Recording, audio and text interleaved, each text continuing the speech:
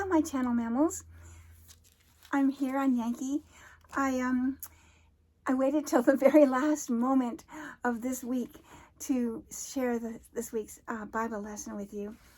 There was just seemed to be a lot of interruptions and technical difficulties, which we overcame just now, actually by using a magnifying glass because the printer printed it so tiny, and I was the only one here and couldn't quite figure out how to undo the whatever caused that. So here we are, and better late than never, right? It's a wonderful lesson. I can't wait to share it with you. So let me get started here. The title of this week's lesson is Ancient and Modern Necromancy, alias Mesmerism and Hypnotism, Denounced. So we're going to learn a lot about God and God's all power and the only power. Here we go. The golden text, which is kind of like a sum up of the lesson, is from Psalms. I will love thee, O Lord, my strength, for thou wilt light my candle. The Lord my God will enlighten my darkness. And there's a sort of introduction that I like to read to you as well. It's from Psalms and 1 John. I will say of the Lord, he is my refuge and my fortress, my God. In him will I trust. Thou shalt not be afraid by the terror by night, nor for the arrow that flieth by day, nor for the pestilence that walketh in darkness, nor for the destruction that wasteth at noonday. Because thou hast made the Lord, which is my refuge, even the Most High, thy habitation. There shall no evil befall thee, neither shall any plague come nigh thy dwelling. It's beautiful. Because he has set his love upon me, therefore will I deliver him. I will set him on high, because he hath known my name. He shall call upon me, and I will answer him. I will be with him in trouble. I will deliver him and honor him. With long life will I satisfy him and show him my salvation. And from 1 John, the last of the introduction. And these things write we unto you, that your joy may be full.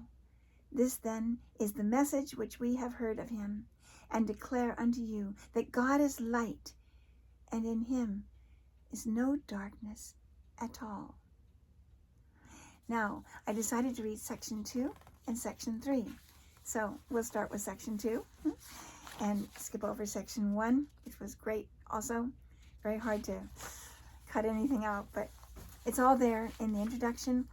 And you can always read the whole lesson in your own quietude tonight as you fall asleep with your wonderful prayers for a new day. Okay, the Bible, 1 Samuel. There is none holy as the Lord, for there is none beside thee. He will keep the feet of his saints, and the wicked shall be silent in darkness. Genesis. Now, Israel loved Joseph more than all his children, because he was the son of his old age, and he made him a coat of many colors. And when his brethren saw that their father loved him more than all of his brethren, they hated him and could not speak peaceably unto him. And Israel said unto Joseph, Do not thy brethren feed this flock in Shechem? Come, and I will send thee unto them. And when they saw him afar off, even before he came near unto them, they conspired against him to slay him. And it came to pass, when Joseph was come unto his brethren, that they stripped Joseph out of his coat of many colors that was on him. And they took him, and they cast him into a pit. Then there passed by Midianites, merchantmen, and they drew and lifted up Joseph out of the pit, and sold Joseph to the Ishmaelites for 20 pieces of silver. Genesis. And Joseph was brought down to Egypt, and Potiphar, an officer of Pharaoh, captain of the guard, an Egyptian, bought him of the hands of the Ishmaelites, which had brought him down thither. And his master saw that the Lord was in him, and that the Lord made all that he did to prosper in his hand. Psalms. I waited patiently for the Lord, and he inclined unto me, and heard my cry. He brought me up also out of an horrible pit, and out of the miry clay, and set my feet upon a rock, and established my goings. O Lord, let thy loving kindness and thy truth continually preserve me. Lord, lift thou up the light of thy countenance upon us. Then from Science and Health with Key to the Scriptures by Mary Baker Eddy, we can read the correlative passages about this story. Every circumstance which your suffering sense deems wrathful and afflictive, love can make an angel entertain unawares. There's a glossary in Science and Health, and there are definitions of words. There are the mortal definitions and the spiritual definitions. So this one is the definition of Joseph. The mortal definition is a corporeal mortal. The spiritual definition is a higher sense of truth, rebuking mortal belief or error, and showing the immortality and supremacy of truth, pure affection, blessing its enemies. God is not the creator of an evil mind. Indeed, evil is not mind. We must learn that evil is the awful deception and unreality of existence. We may well be perplexed at human fear and still more astounded at hatred, which lifts its hydra head, showing its horns in the many inventions of evil. But why should we stand aghast at nothingness? Evil thoughts, lusts, and malicious purposes cannot go forth like wandering pollen from one human mind to another, finding unsuspecting lodgment, if virtue and truth build a strong defense. Erring human mind forces can work only evil under whatever name or pretense they are employed. For spirit and matter, good and evil, light and darkness, the spirit cannot mingle. The only power of evil is to destroy itself. It can never destroy one iota of good. And now moving on to section 3 in the Bible, the last section we're going to read this evening. Psalms. The Lord is my strength and song, and has become my salvation. God is the Lord, which hath showed us light. Luke. Jesus returned in the power of the Spirit into Galilee. 1 John. And as Jesus passed by, he saw a man which was blind from his birth. And his disciples asked him, saying, Master, who did sin, this man or his parents, that he was born blind? Jesus answered, Neither hath this man sinned, nor his parents. He just dropped the whole subject and got to the point. Isn't that great?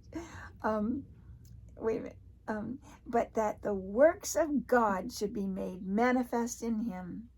So precious. As long as I am in the world, I am the light of the world.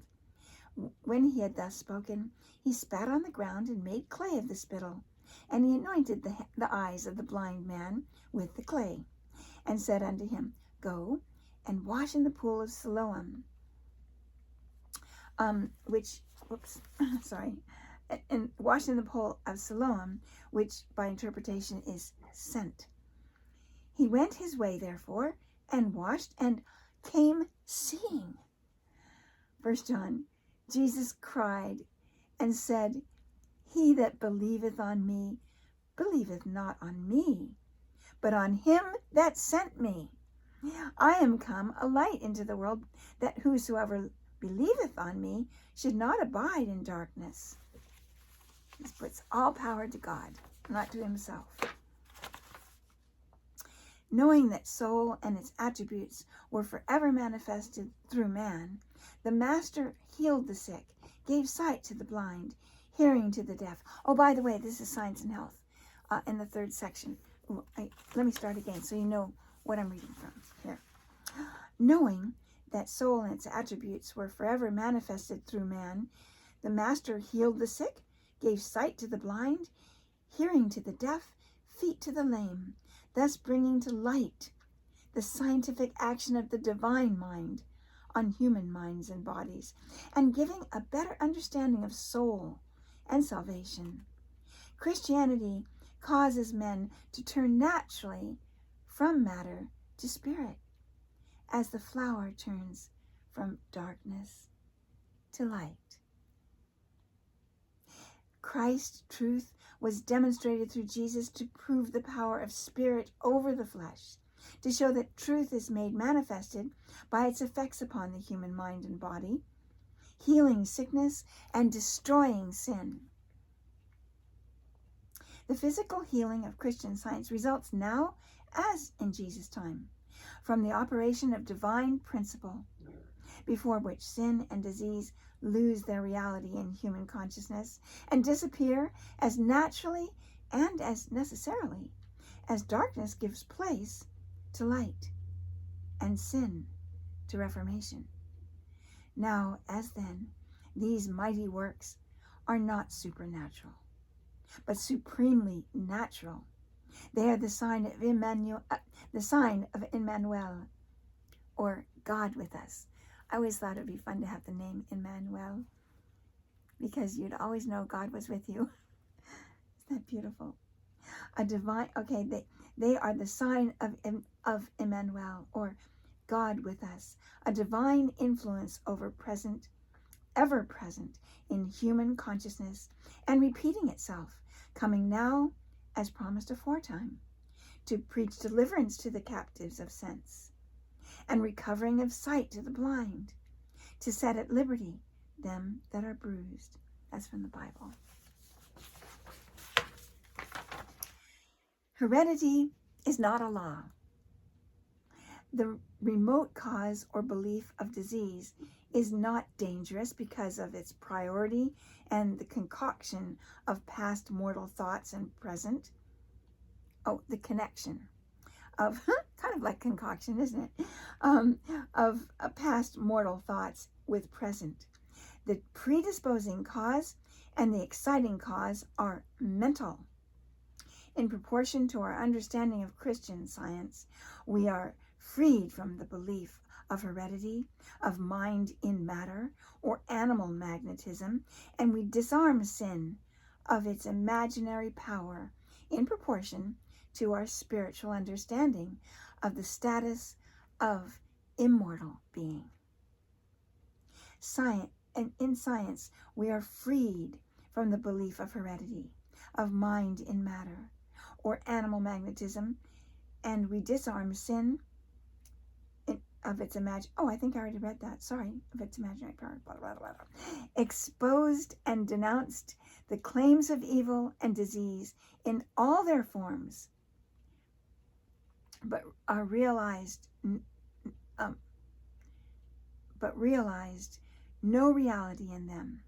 Exposed and denounced the claims of evil and disease in all their forms, but realized no reality in them. The sick are not healed merely by declaring there is no sickness, but by knowing there is none. So we have to be very clear that we're not just parrots repeating something that we like, but really demonstrating it moment by moment, and it actually performs for us beautifully, perfectly, immediately. Well, my friends, that's all I'm reading to you from this week's lesson, but I hope a little tiny piece of it has been able to be digested and brought into a new day. Much love to you, and I'll see you again this week. There'll be more videos coming along. Much love. So long.